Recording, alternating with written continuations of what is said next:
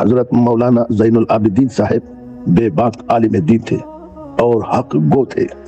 حق کا اظہار کرنے کے لیے آپ کسی کی پرواہ نہیں کیا کرتے، چاہے سامنے والا کتنا ہی بڑا عالم ہی کیوں نہ ہو، کتنا ہی بڑا سیاسی لیڈر ہی کیوں نہ ہو، کتنا ہی بڑا امیر اور مالدار ہی کیوں نہ ہو۔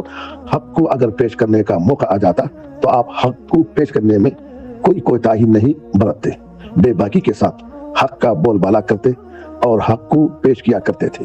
دیکھیے، جب IMA کا مسئلہ آیا تو آپ نڈر ہو کر تنہا اکیلے میدان میں کھڑے رہے اور اعلان کر دیا کہ IMA کی پالیسی ناجائز ہے، حرام ہے اور اسلام کے نقطہ نظر میں یہ درست نہیں ہے، موضوع نہیں ہے۔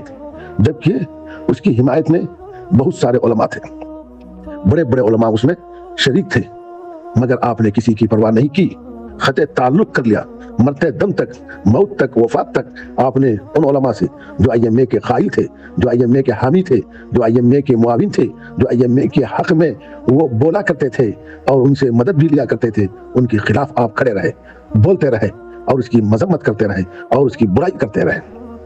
دوسرا مرحلہ سیاسی تھا، سیاسی ایک لیڈر جن کو اقبال حسین کے نام سے دنیا جانتی ہے، پہچانتی ہے، اور وہ ایک مضبوط لیڈر ہے۔ صرف مضبوط لیڈر نہیں بلکہ ایک مضبوط مالدار بھی ہے اور تاجر بھی ہے، امیر ہے، جن کی سخاوت کے چرچے ہیں، جن کی سخاوت کی شہرت ہے۔ ہزاروں نہیں، لاکھوں نہیں، کروڑوں کی رقم اللہ کے راہ میں وہ خرچ کرنے میں پیش رہا کرتے ہیں۔ ہر قریہ، ہر گاؤں، ہر دیہات، ہر مسجد، ہر مدرسے کے لیے ایک خطیر رقم آپ دینے کے عادی ہیں۔ امیر بھی ہیں، مالدار بھی ہیں، سخی بھی ہیں اور ایک سیاسی لیڈر ہیں۔ اقبال حسین جب انہوں نے غلطی کی، جب ان کے زبان سے کفریہ کلمات، کفریہ الفاظ نکل گئے تو آپ بے باک ہو کر ان کا مقابلہ کیا اور ان کو کلمہ لا الہ الا اللہ پڑھنے کی دعوت دی۔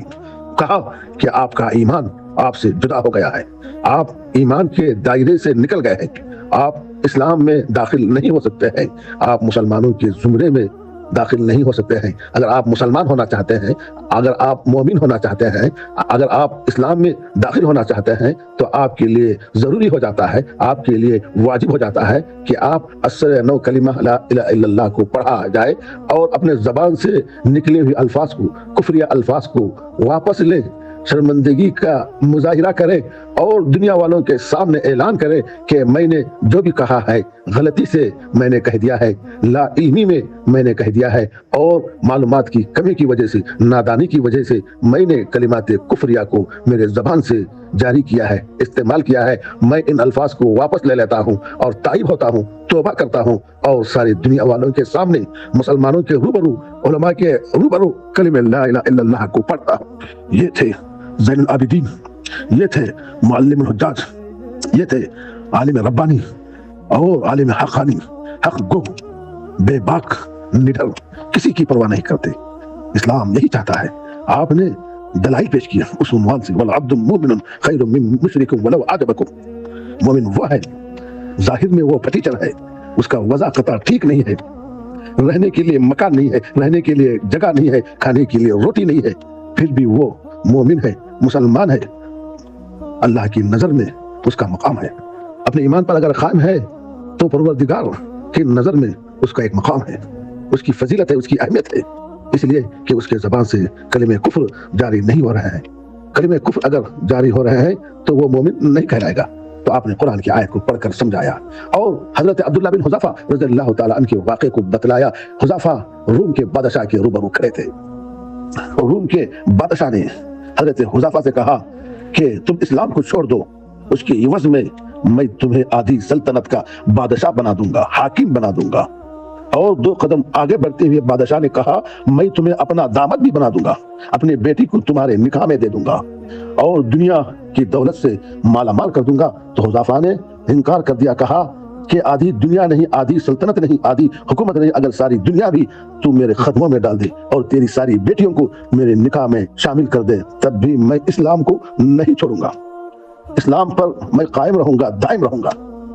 آپ نے حضرت حذیفہ کے واقعے کو بتلا کر، اس آیت کریمہ کو پڑھ کر یہ بتلانا مقصود تھا کہ مومن مسلمان وہ ہے کہ وہ اپنے ایمان کی بقا کے لیے، اپنے ایمان کی حفاظت کے لیے، اپنے ایمان کے تحفظ کے لیے اپنی جان بھی قربانی دینے کا موقع آ جائے تو اپنی جان کی قربانی دے دے، مال کی قربانی دینے کا موقع آ جائے تو مال کی قربانی دے دی جائے، مگر اپنے ایمان کا سودا نہیں کرنا چاہیے اور اپنے ایمان سے محروم نہیں ہونا چاہیے۔ آپ نے اقبال حسین کو کہا کہ آپ اپنے نام کی تبدیلی کر دیں، اپنے نام کو بدل دیں۔ اگر آپ کو اسلام پسند نہیں ہے، اگر آپ کو مسلمان اور مومن پسند نہیں ہے، اگر آپ کو صحابہ اولیاء پسند نہیں ہے، اگر آپ کو انبیاء اور رسول پسند نہیں ہے، تو آپ کو اختیار ہے کہ آپ اسلام سے نکل جائیں۔ آپ کو اختیار ہے کہ آپ اپنے نام کو بدل دیں اور کوئی نام کو آپ پسند کر لیں۔ آپ پر کوئی زبردستی نہیں ہے، آپ پر کوئی دباؤ نہیں ہے، آپ پر کوئی ضروری نہیں ہے کہ آپ مسلمان ہی رہے، آپ مومن ہی رہے، آپ اسلام میں رہے۔ اسلام تو اختیار دیتا ہے، چاہے آپ اسلام میں آ جائیں، چاہے آپ اسلام سے باہر نکل جائیں، آپ کو اختیار ہے، مگر دوہراپن نہیں ہونا چاہیے، کبھی ادھر کبھی ادھر نہیں۔ اسلام اس کو پسند نہیں کرتا ہے۔ یا تو آپ کامل مومن رہے یا تو آپ کامل مومن نہ رہے، یا تو آپ مسلمان رہے یا آپ مسلمان نہ رہے، اسلام کو کوئی اس کی پرواہ نہیں ہے۔ یہ تھے حضرت مولانا زین العابدین صاحب، بے باکی کے ساتھ اسلام کا مظاہرہ کیا اور اقبال حسین کو اسلام کی دعوت دی۔ نہ ان کی سیاسی لیڈر ہونے کی پرواہ کی، اور نہ ہی ان کی ایم ایل اے ہونے کی پرواہ کی، اور نہ ہی ان کی دولت کی پرواہ کی، اور نہ ہی ان کی سخاوت کی پرواہ کی، اور نہ ہی ان کے مالدار ہونے کی پرواہ کی، اور نہ ہی ان کے اثر و رسوخ کی آپ نے پرواہ کی۔ اس کو کہتے ہیں دائی، اس کو کہتے ہیں دائی اکبر، اس کو کہتے ہیں دائی اسلام۔ یہ جذبہ، یہ شوق، یہ لگن ہمارے اندر ہونا چاہیے۔ اللہ ہر ایک کو ایمان کی دولت سے مالا مال فرمائے، سرفراز فرمائے۔